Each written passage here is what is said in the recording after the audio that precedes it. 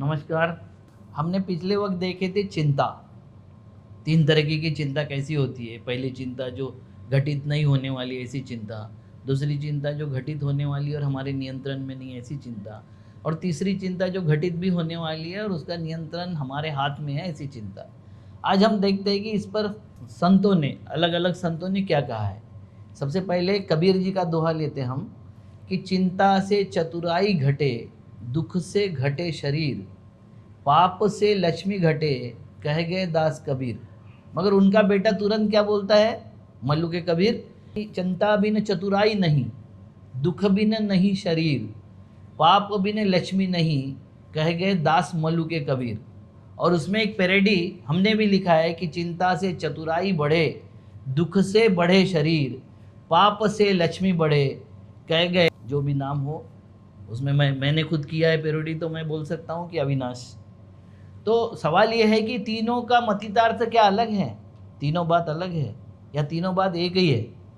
क्योंकि मैं मेरी बात बता देता हूँ सबसे पहले कि चिंता से चतुराई बढ़े। बिना चिंतन और चिंता किए चतुराई आपकी बढ़ नहीं सकती, आपके एवेन्यू नहीं खुल सकते, आपके रास्ते नहीं खुल सकते। इसलिए चिंतन और चिंता करने की ज़रूरत है। दुख बिना नहीं शरीर, मैंने जो बोला दुख बिना नहीं शरीर, तो दुख मतलब आप एक्सरसाइज करते हो, आप वॉक करते हो, आप दौड़ते हो, ये तो दुख है। आपको ऐसा लगता है कि तात्कालिक दुख है, मगर उससे शरीर मेंटेन होता है।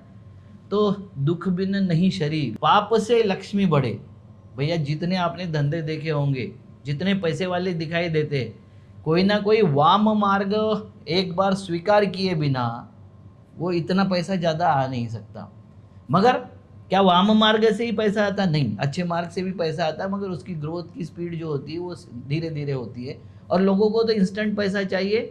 तो पाप से लक्ष्मी बढ़े और चिंता से चतुराई बढ़े, दुख से बढ़े शरीर। ये तीनों की बात एक ही है जो कबीर जी ने कहा था कि चिंता बिन चतुराई नहीं, दुख बिन नहीं शरीर, पाप बिन लक्ष्मी नहीं गए, कहे गए दास कबीर। यही बात हमने भी पैरोडी में कही है, मगर बात एक ही है। मलुके ने भी वही बात की है।